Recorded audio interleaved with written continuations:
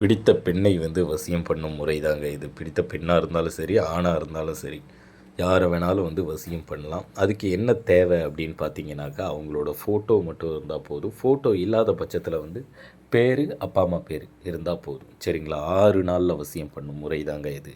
சரிங்களா? நிறைய பேர் கேட்குறீங்க, துணி வேணுமா சுவாமி? காலடி மண் வேணுமா சுவாமி? அவங்க பயன்படுத்தினது எதாவது வேணுமான்னு கேட்குறீங்க. அதெல்லாம் எதுவுமே தேவையில்ல. ஃபோட்டோ இருந்தாலே போதும், வசியம் பண்ணிடலாங்க. சரிங்களா? நிறைய சாமியார்கள் காவி வேட்டி கட்டினவங்களாம் சாமியாருன்ட்டு இந்த தாயத்தை அனுப்புகிறேங்க, கொரியரில் அனுப்புகிறேன், இதை அனுப்புகிறேன், அதை அனுப்புகிறேன்னு கொடுத்தா யாரும் நம்பாதீங்க. மூட நம்பிக்கையான விஷயங்களை தயவு செஞ்சு நம்பாதீங்க. சரிங்களா? அந்த கையில் தாயத்தை கட்டுறதுக்கும் இன்னொருத்தவங்க மனசை மாற்றுறதுக்கும் இதுக்கும் என்ன சம்மந்தம்னே எனக்கும் தெரியல. எப்படி இந்தமாரி விஷயங்களை நம்புறீங்கன்னு தெரியல.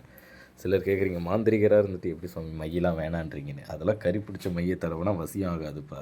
கை தான் கருப்பாகும். சரிங்களா? மூட நம்பிக்கைகளை நம்பாதீங்க. ஆண் பெண் வசியம் சிறப்பாக முடிச்சிடலாம். 6 நாளில் பண்ணித்தரேன். பழைய காலத்து முறை, சொன்ன டைமிங்கில் ரிசல்ட்டு முடியும். சரிங்களா? ஃபோன் பண்ணுங்கள். ஃபோன் எடுக்கலை அப்படின்னாக்கா வாட்ஸ்அப் வாங்கப்போ. ஏன்னா சிலர் ஃபோன் எடுக்கலைனாக்கா ஃபோன் அடிச்சுக்கிட்டே இருக்கீங்க. ஃபோன் பண்ணிங்க, எடுக்கலைனாக்கா, ஏன்னா பூஜையில் இருந்தால் ஃபோன் எடுக்க மாட்டேன். எடுக்கலைன்னா எனக்கு வாட்ஸ்அப் வாங்க, சிறப்பாக வசியம் பண்ணித்தரேன்.